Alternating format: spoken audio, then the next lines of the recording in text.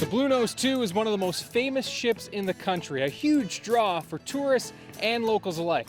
But if you're hoping to jump on board here in Nova Scotia this summer, well, Friday's your last day. This boat is going on a huge Great Lakes tour this summer, and we're here to talk to the captain about the journey.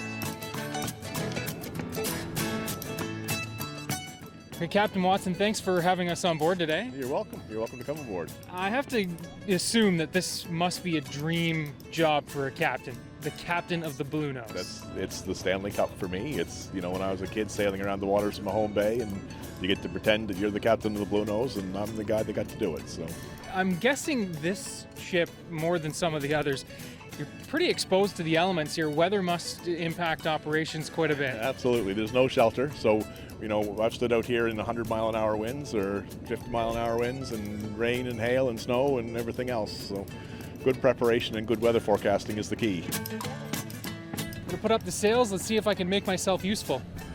Ease your downhaul, all the way halyard. All right, yeah. You got this, yeah. Keep going. Got her. Good thing I didn't go to the gym this morning.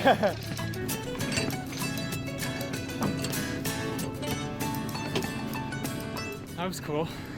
This is a big summer for the Bluenose. Why don't you talk a little bit about the tour that's ahead for this ship? Yeah, it's a big summer. There's a Great Lakes Challenge, so we're going up into the Great Lakes to join other tall ships. We're too tall to get up the St. Lawrence River, so we have to lower our main topmast down 15 feet. How does that happen? It's block and tackle and lots of work for the crew. This summer tour is a really interesting one.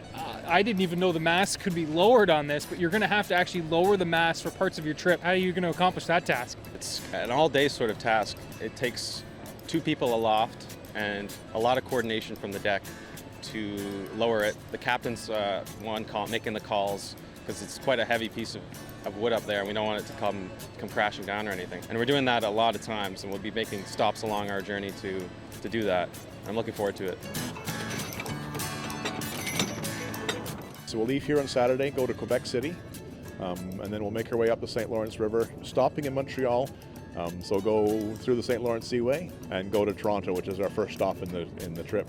From Toronto, we go through the Welland Canal, and we'll go Buffalo, Cleveland, Bay City, Kenosha, Sarnia, Kingsville, Erie, Brockville, and then back down to St. Lawrence again. So you're gone all summer. We're gone all summer. This is obviously a huge draw for tourists here in Nova Scotia.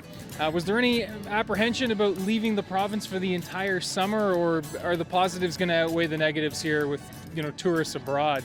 I think the positives outweigh the negatives, and you can't take Peggy's Cove to Toronto. You can't take the Cape Breton Highlands to Toronto. But I can take this thing that will be on the front of every newspaper, will be on every television station, and I can tell the story about Nova Scotia. They can come and meet young Nova Scotians. It's high profile, and we're looking at maybe 150,000 people visit the ship this summer, which would probably be 3 or 4 times more than what we would see if we were here in the province. Well, best of luck on the tour. Thank you. Thanks for putting me to work this morning. You're always and welcome. Thanks for having us on board. You're welcome. Best of luck. All right, Thanks. thank you.